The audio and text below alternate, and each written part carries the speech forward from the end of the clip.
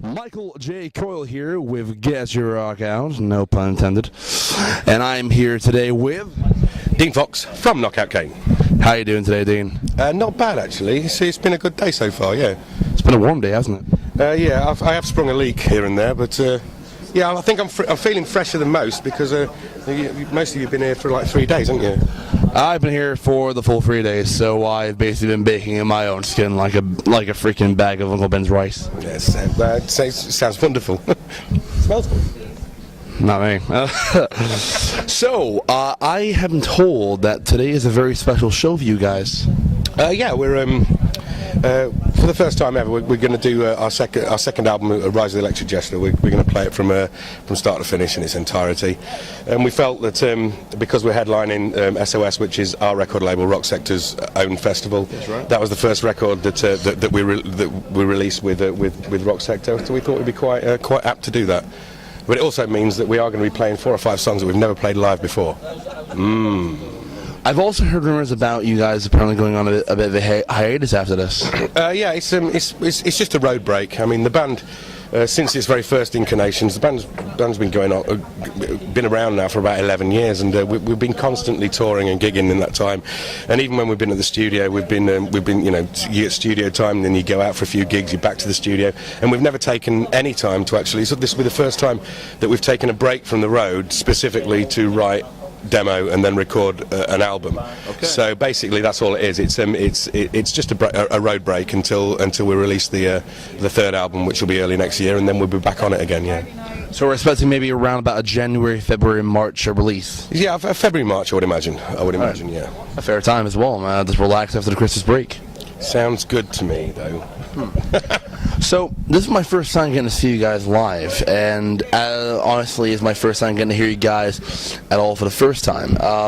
For a new fan like myself, how would you describe your music, especially to the new fans watching at home? It's a tough one. We're quite eclectic. I mean, our influences are eclectic. There's definitely a thread, a very solid thread of heavy metal, hard rock that goes through the centre of all 4 of us in the band. But some of us are into like even jazz and funk, and some of us into country music and blues, and some of us are into some of us are die-hard punks and stuff, and so. We tend to go off in lots of sort of like we're not genre specific, or at least we don't believe we are, you know. Yourselves, aren't you? Not really fans of the whole being put into a box, into a genre thing. And our records, we've always got songs that are going off in different directions, little curveballs here and there, and the next record will be no different, you know. So in other words, no one puts baby in a corner. That's about right. Yeah, that's about right. Yeah, That's awesome, man. So, what was the idea behind calling the band Knock Out Kaine, if I may ask? It's a drug reference. It's a cocaine reference. So Knock Out Kaine, cocaine. And it's like a metaphor for getting high on music or getting high on rock and roll, rather than getting high on drugs. I would say. I mean, we're not condoning that kind of thing, but so to all the parents at home wondering that whole phrase, they're safe. It's metaphor. For little girls and boys. Don't do as we do. Don't do drugs. Do as we say. So, what has kept you driving as a musician for the years of the band's creation, and what would you say still keeps you pumped in terms of a live dynamic to presenting yourselves off as a band through recorded music? I think all 4 of us live and breathe it. Every time, I mean, I've been in different bands and performing and writing for the last like 25 years, and every time I've put it down and tried to put it down and said, well, I'm not going to do that kind of thing, it doesn't feel right. In fact, I've become a shell of myself, and I can't live without it, and I think the others are the same as that. It's certainly not a commercial thing. We're not in it for the money. If we were in it for the money, we'd have given up a long time ago. I think it's about wearing your heart on your sleeve. It's about creating. It's about showing people your wares, and it's also about leaving a legacy. I think, just to think, we've got worldwide released records, and to think that in another 30 years' time, someone might come across on the internet and download something, or go into what will then be an antique shop and pick up a CD and put it on and be listening to us. That's enough for me. I mean, think about it this way: in the future, we might have holograms that I can put the CD into a player, and they'll see you guys playing on there. That might be a dream. That might be an idea right there. Virtual reality music. Yeah, that's horrifying. Have you seen us? Have you seen me right now? I am dripping like a freaking Thanksgiving turkey. I do that all the time. Yeah. No, this is the only room in the building so far that's got a freaking working. They got a freaking fan behind them, and me, I'm just here like I'm in shorts. I'm feeling okay now. It's really hot through in the. It is, isn't it? Yeah, in the arena itself, it's hot. Yeah. I try to avoid it. That's why I go for a lot of smokes. But then again, I have my duty, so I have to review. So therefore, if I'm not a lazy person, I suffer for you people at home watching me sweating my ass off. And this man right here is sweating his ass off on stage. The sacrifices we make. Yes. So, what would you say have been the main influences for you growing up to now? What, musically? Musically or anything. It could be anything to do with how you've perceived life, how you've perceived music, how you've been able to be influenced by a topic, from anything from politics down to a movie that could have inspired some ideas through your career as a musician. I think I grew up in a musical family. My mother and father were professional musicians. They were always touring. And as a consequence, I was brought up mainly by my grandparents. Same here. There was always pianos and guitars in the house. We listened to a lot of music. My elder brother used to go out on a Thursday and bring home like armfuls of vinyl records. And I think, wow. When I was probably about 7 years old, and I first heard Van Halen's first album, and that very first track when it goes into Running with the Devil, and I think that was the moment that I went, I want to do this, I want to do this thing. Down. Yeah.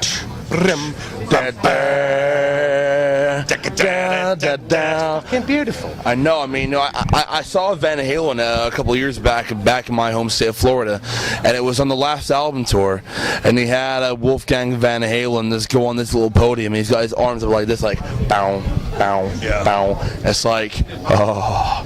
Yeah. I'll tell you what though about Van Halen, for those who are wondering, who want to see Van Halen live, you might want to wear a diaper beforehand, because Alex Van Halen has no opening. He rushes in on the drums like, and it's like, oh, it's like it literally shit me out. It's like, I'm like, what the hell? I'll tell you what though, they have some very eclectic opening acts. Like they had Cool in the Gang last time. Wow. Yeah. That's kind of cool though. I know, right? So, musically, how have you been able to actually take from certain musicians these elements for your music? Like I've asked a lot of people today, and they've always had different answers to the idea. Like they say that they've taken from a lot of their favorite musicians the idea and the aspect of musicianship or the stagemanship to try and actually add on to their own thing. So how would you say your influences have blended into the person that you've become? I think as a younger man, I would be influenced in a way that you could be visibly be seen or heard. And I think as I've got older, I think that's it's become. My writing style has probably become my own formula, as it were, and. This sounds like a bizarre cliche. I try and let the song, I try and let the music write me rather than me write the music. See where it's going to go. Not have a preconceived idea of a song. So basically going with a flow. With like you may start it off, but it then later becomes its own being. Like it becomes its own inanimate object, pushing you to create that song. To see where the music's going to take you, rather than have a preconceived idea of where your end place is going to be. And I think that's my ethos on writing. Right now, and it seems to be working for us. So that's awesome, man. So really, this is going to be a very this is going to be a fantastic finale for tonight for SOS Festival. We're looking at a very special set, and Honestly, from what I've seen, I got a lot of. I was at the guitar booth just now. I got this friend who just walked past wearing one of your shirts. I'm like, oh shit! I gotta interview you guys in a minute. Oh god, why am I playing riffs? That's no problem. No, it's like one thing is you do have a lot of fans here tonight who are very excited to actually see you guys do what you're gonna do. I mean, really, this is going to be a really rare show for a lot of people, isn't it? Yeah. I don't think there are no plans to repeat this. It'll be like a one-off. It's amazing, man. So yeah, it's gonna, and like I say, trial by fire for us as well. Some of the songs aren't road tested. So I gotta say thank you for giving me the chance to interview you guys for this special show. This is actually pretty cool. This is awesome. You are more than welcome, sir. So we're down to our last 3 questions. Number 1, to any young musicians at home watching this who have attended a show tonight, who are at home, who've been following the band for so long, what would you say to these young musicians who want to pursue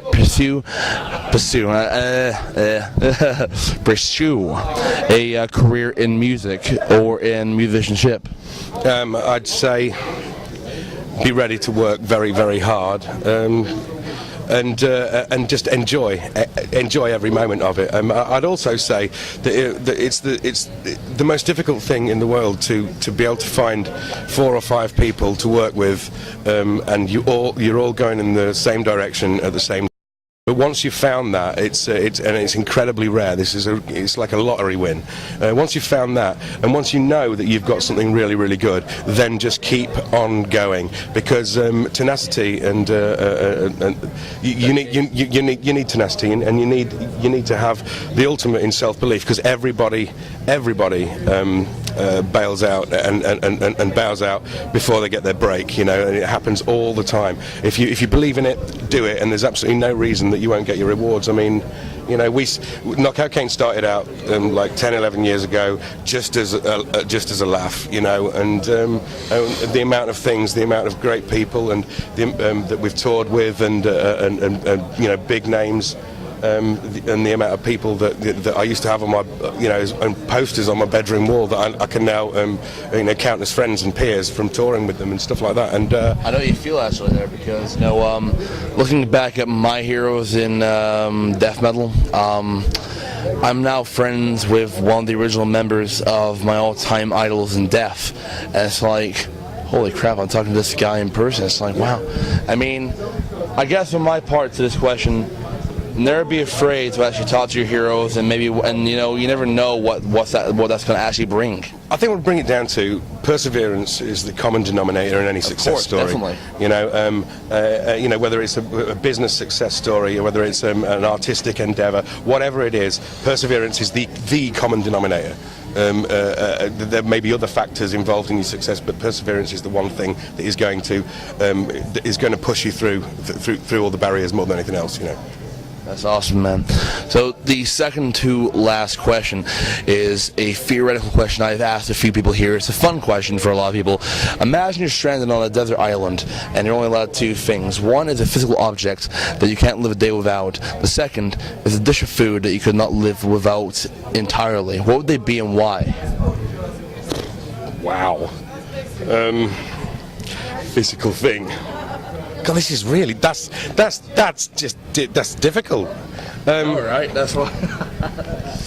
the food would probably be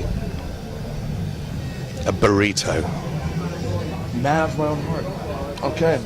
But what kind of burrito? That's the question. Well, vegetarian, because I'm a vegetarian. There it is. And the object. Is this object? Is the object allowed to be a person? Actually, you're not the first person to say that, and I will say you can add that as a third thing. So right. You're actually the 6th or 7th person this weekend that actually asked that. Yeah. Right. Well, as a person, I would have said my wife, but no, I'm not going to do that. It's my son. Yeah, because I can't live a day without him. And the object would probably be my really, really, really horribly beaten up, battered, drawn on Ovation Boltback acoustic guitar, because I love it and it's been with me everywhere. And that's awesome. And finally, to all the fans watching out there tonight, out there in their houses right now who couldn't make it down. What would you like to say to them right now? You're missing out. I'm sorry that you're missing out. You should be here. It's going to be great. And if it's not, you can call me up and blame me later. That's awesome. Well, I gotta say, thank you very much for your time, man. Yeah, it's been a pleasure.